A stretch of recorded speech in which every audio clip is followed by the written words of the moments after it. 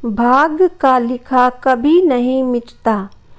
बहुत समय पहले की बात है। भोले बाबा की नगरी काशी नगरी में एक बहुत ही ज्ञानी और सभी शास्त्रों के ज्ञाता एक ज्योतिषी रहते थे। उन ज्योतिषी की ख्याति बहुत दूर दूर तक फैली हुई थी और दूर दूर से लोग अपना भाग्य दिखाने उस ज्योतिषी के पास आया करते थे। वह ज्योतिषी बहुत ही ज्ञानी और महान ज्योतिषाचार्य थे और दूर से ही माथे की रेखाएं पढ़कर लोगों को यह बता देते थे कि उनके भाग्य में क्या लिखा है। ज्योतिषाचार्य भूत, भविष्य और वर्तमान तीनों कालों का ज्ञान रखते थे। एक दिन उस ज्योतिषी के घर एक परम तेजस्वी और बहुत ही सुंदर एक बालक ने जन्म लिया। ज्योतिषी और उसकी पत्नी उस बालक को बड़े प्यार से पालन पोषण करने लगे। धीरे धीरे वो बच्चा बड़ा हुआ और उसकी अवस्था जब 7 वर्ष की हुई तो एक दिन बालक ने देखा कि उसके पिता के सामने बहुत से लोग बैठे हैं और उसके पिता बारी बारी से सभी का भाग्य देख रहे हैं और लोगों को भूत, भविष्य और वर्तमान के बारे में बड़े ही अच्छे ढंग से बता रहे हैं। जब उस बालक ने यह सब देखा तो उसे भी अपना भाग्य दिखाने की उत्सुकता हुई और इसी उत्सुकतावश वह अपने पिता के पास पहुंच गया और कहने लगा, पिताजी, आप सभी का भाग्य देखते हैं और सबको उनके भाग्य के बारे में बताते हैं। आज आप मेरा भाग्य भी देख लीजिए और मुझे भी बताइए कि मेरे भाग्य में क्या लिखा है। उस अबोध बालक की बातों को सुनकर वो ज्योतिषी बोला, पुत्र, अभी तुम छोटे बालक हो, अभी तुम्हारी भाग्य दिखाने की अवस्था नहीं हुई है। जब तुम्हारी अवस्था हो जाएगी तब मैं तुम्हारा भाग्य अवश्य देखूंगा और फिर मैं तुम्हारे भाग्य के बारे में तुमको सब कुछ बता दूंगा। जब वह बालक अपने पिता के ऐसे वचनों को सुनता है तो उसके मन में थोड़ा सा दुख होता है। धीरे धीरे समय बीता। एक दिन वो ज्योतिषी अपने ही विचारों में बैठा हुआ था कि तभी खेलते खेलते उसका पुत्र उसके पास पहुंच गया और अपने पिता से उसका भाग्य देखने की जिद करने लगा। ज्योतिषी बोला, अच्छा ठीक है, मैं तुम्हारा भाग्य देखता हूँ, मेरे सामने आकर बैठ जाओ। और इस प्रकार ज्योतिषी आज अपने पुत्र का ही भाग्य देखने लगा। उस ज्योतिषी ने अपने ग्रंथ को खोला, फिर अपने पुत्र के ललाट को देखा। जब उसने गणना की तो उस ज्योतिषी ने देखा कि मेरे पुत्र का विवाह तो एक नीच कुल की एक नीच जाति के कन्या के साथ होना लिखा है। जब उसने यह देखा तो ज्योतिषी सोचने लगा, अब क्या होगा। मैं जाति से उच्च कुल का ब्राह्मण हूँ और मेरे पुत्र का विवाह नीच कुल की मछुआरन से होगा। यदि ऐसा हो गया तो मैं कहीं का नहीं रहूँगा और किसी को अपना मुंह दिखाने लायक भी नहीं रहूँगा। नहीं नहीं, मैं ऐसा नहीं होने दूँगा। जब मैं भाग्य देख सकता हूँ तो मैं भाग्य को बदल भी सकता हूँ। जब उस ज्योतिषी ने कुछ और गहराई से उस ग्रंथ को देखा और उसकी गणना की तो उसे पता चला कि गंगा के किनारे 50 कोस दूर एक मछुआरा परिवार रहता है और उस परिवार में अब तक 5 पुत्रियों का जन्म हो चुका है और जो मछुआरे की 5वीं संतान है, जिसकी अवस्था मात्र 6 माह की है और जिसका नाम उस मछुआरे ने चंद्रमुखी रखा है। मेरे पुत्र का विवाह उसी लड़की से होगा, ऐसा मेरे पुत्र के भाग्य में लिखा है। उस ज्योतिषी ने सोचा, मैं अपने पुत्र के भाग्य को जरूर बदलूंगा, मैं इसमें समर्थ भी हूँ। जब मैंने अपने पुत्र के भाग्य को देख ही लिया है तो मैं इसे बदल भी सकता हूँ। ज्योतिषी मन में कहता है, मैं भी आज देखता हूँ भाग बड़ा है या मैं बड़ा हूँ। आज वो ज्योतिषी विधाता के लिखे विधान को बदलने के लिए चल देता है और चलते चलते पहुंच जाता है उस मछुआरे के घर।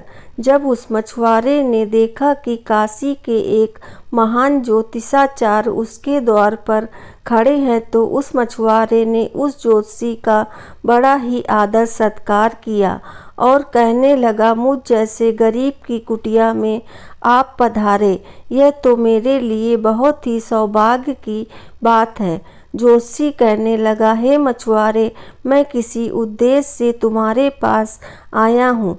मैं तुमसे यह जानना चाहता हूँ कि क्या 6 महीने पहले तुम्हारे घर में किसी कन्या ने जन्म लिया है?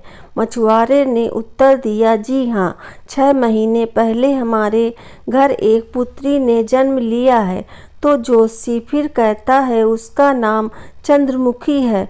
तो मछुआरा बोला, जी महाराज, सत्य कहा आपने, मैंने ही अपनी पुत्री का नाम चंद्रमुखी रखा है, क्योंकि उसके चेहरे पर चंद्रमा के समान सुंदरता है, इसी कारण मैंने उसका नाम चंद्रमुखी रखा है। तो ज्योतिषी कहता है, देख मछुआरे, मैं तो त्रिकालदर्शी हूँ। मैं तो इस रास्ते से जा रहा था तो मैंने देखा कि तुम पर तो बड़ा घोर संकट आने वाला है। जब तक तुम्हारी सबसे छोटी पुत्री तुम्हारे घर में रहेगी, तब तक तुम्हें पुत्र रत्न की प्राप्ति नहीं होगी। घर में पुत्र खेलता हुआ देखना चाहते हो तो तुम्हें अपनी छोटी पुत्री को अपने घर से दूर भगाना होगा। ज्योतिषी के ऐसे वचनों को सुनकर मछुआरा बोला, महाराज, अभी तो वह नवजात बालिका है, उसकी आयु तो अभी मात्र 6 माह की है, मैं उसे ऐसी हालत में कहाँ छोड़ सकता हूँ।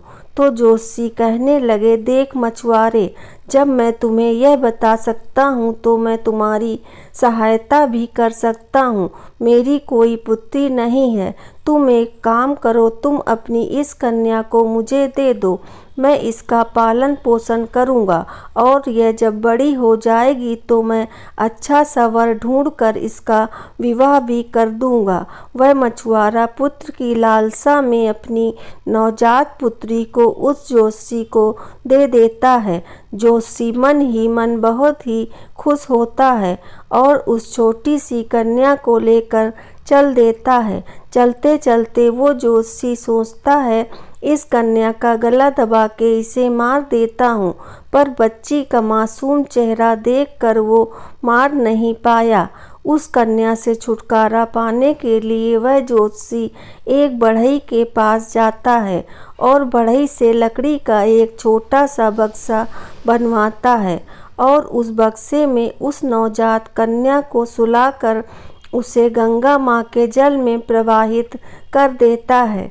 ज्योतिषी सोचने लगता है, यह बक्सा कुछ दूर ही जाएगा और अपने आप ही डूब जाएगा और ये लड़की भी मर जाएगी।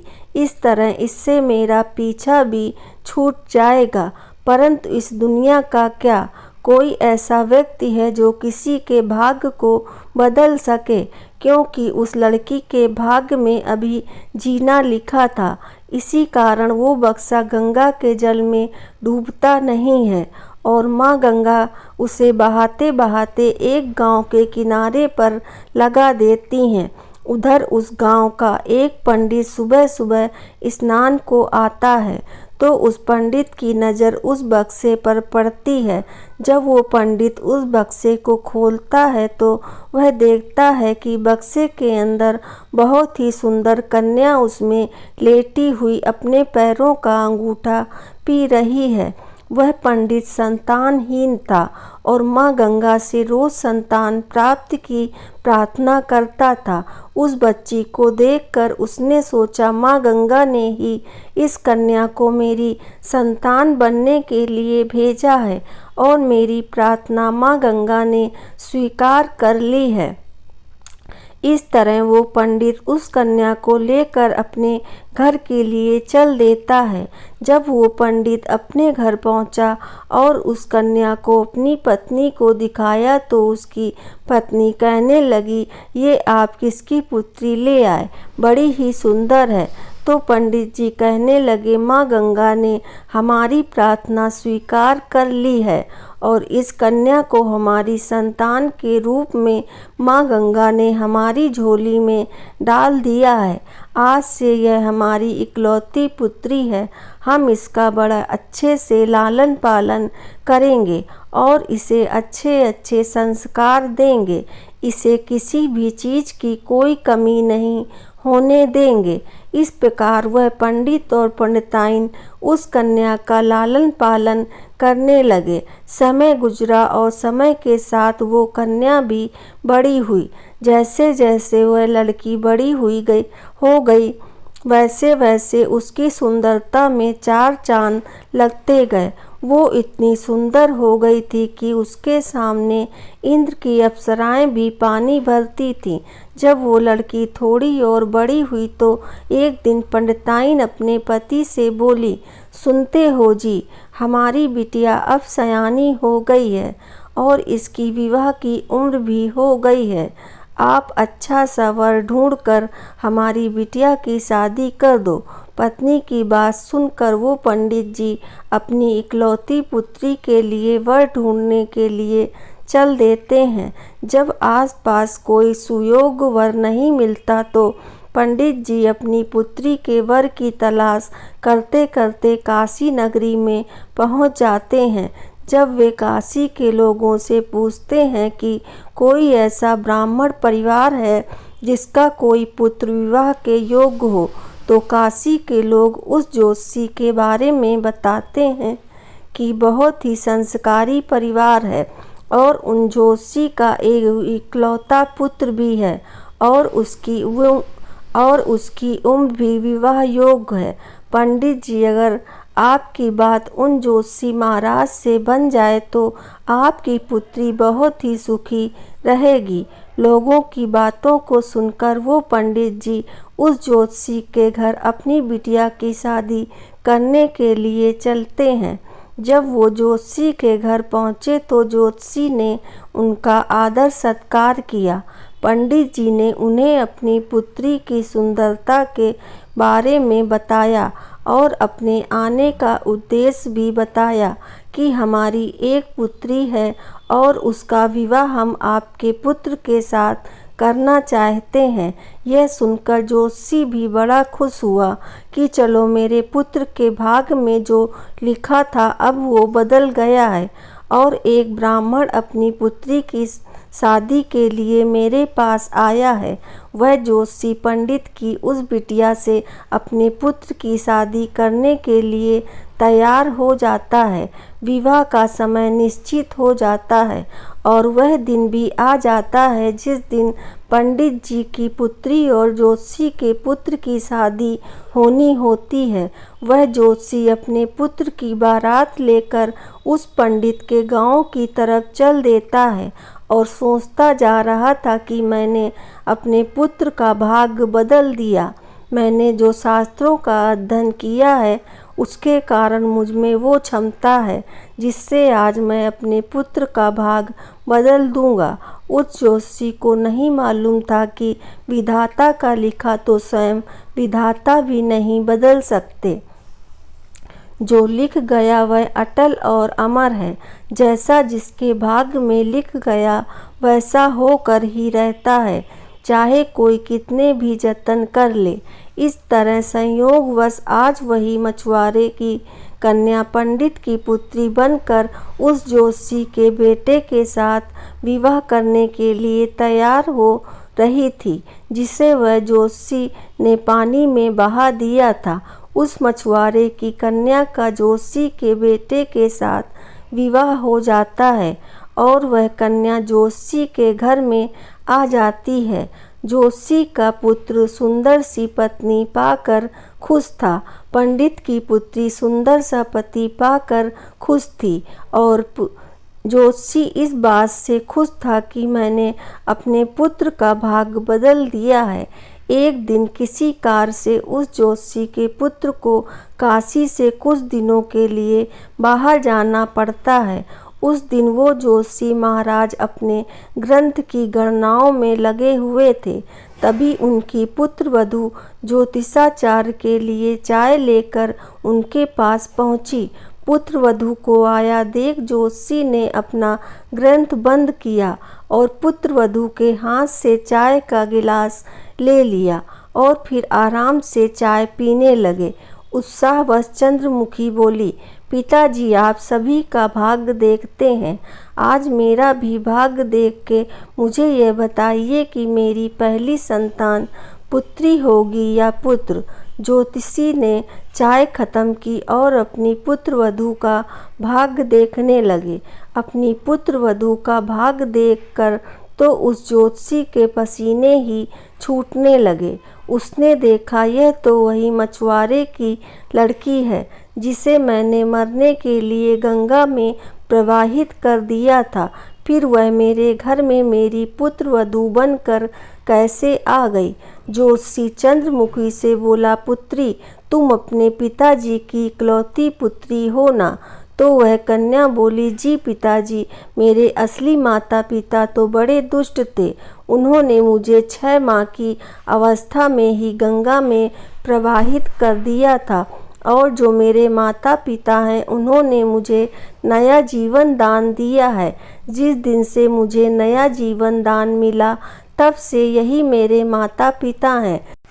जब उस ज्योतिषी ने इस बात की पुष्टि करी कि यह वही मछुआरे की लड़की है तो उससे निजात पाने के लिए उसने एक उक्ति निकाली और चंद्रमुखी से बोला, बेटी अगर तुम पहली संतान पुत्र पाना चाहती हो तो तुम्हें मेरे साथ समुद्र तट पर चलना होगा। जब दोनों ससुर और उसकी पुत्र वधू समुद्र तट पर पहुँचे तो ज्योतिषी ने अपने हाथ से अंगूठी निकाली और उसे अंगूठी को दिखाते हुए समुद्र में फेंक दिया और चंद्रमुखी से कहा, बेटी जिस दिन तुम्हें यह अंगूठी मिल जाए और जिस दिन तुम ये अंगूठी ढूंढ लो उसी दिन तुम अपने घर आ सकती हो।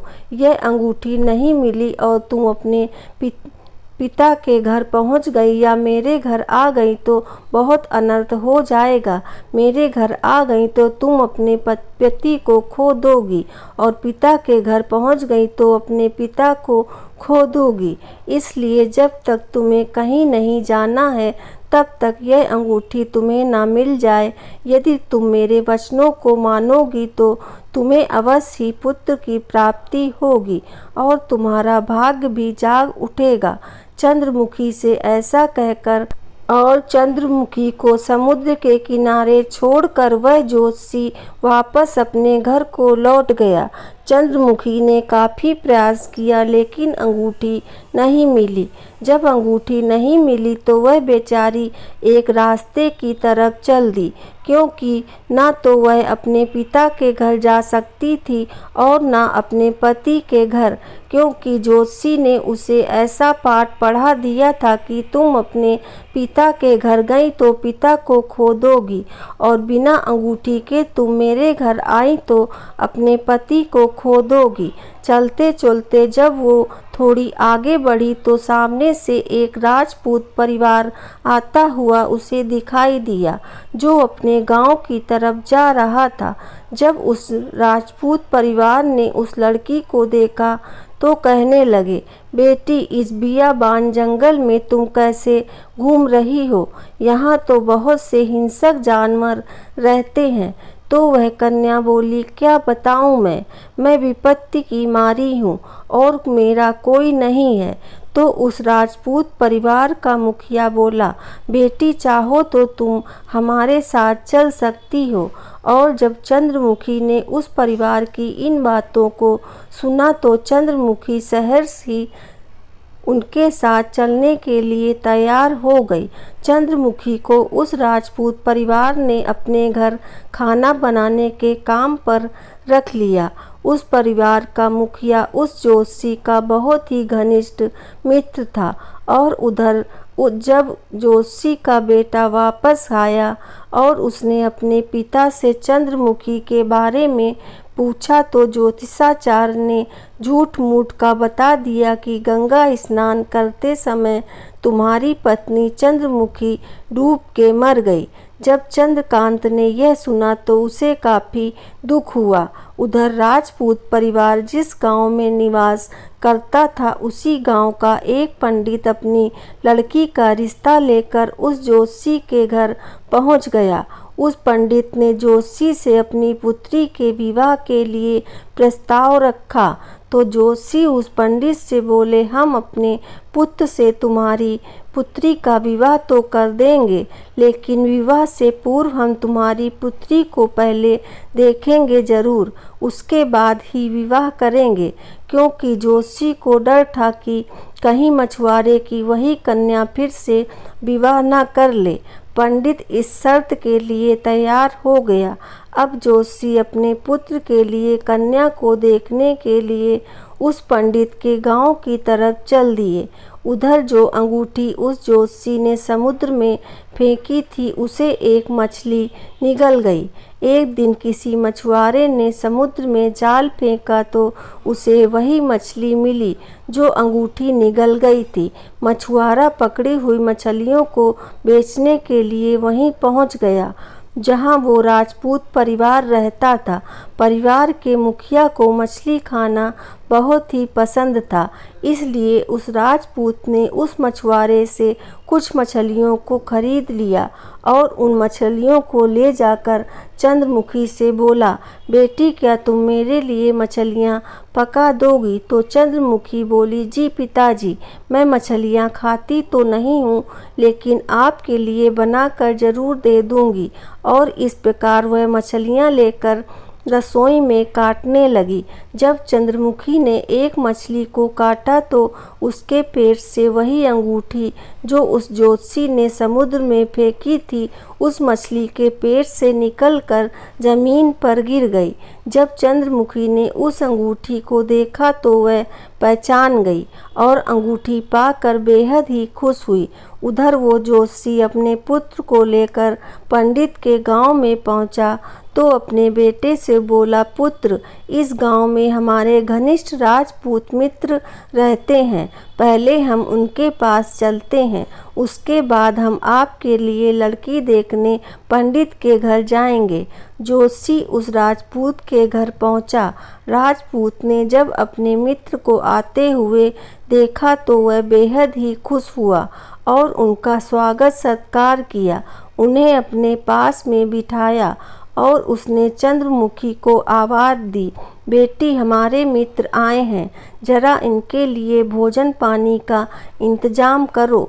जब चंद्रमुखी पानी लेकर आई तो चंद्रमुखी ने जोशी को देखा, जोशी ने चंद्रमुखी को देखा और जब जोशी के बेटे ने चंद्रमुखी को देखा तो वह अपने पिता से कहने लगा, पिताजी, आपने मुझसे झूठ क्यों बोला कि चंद्रमुखी मर गई है?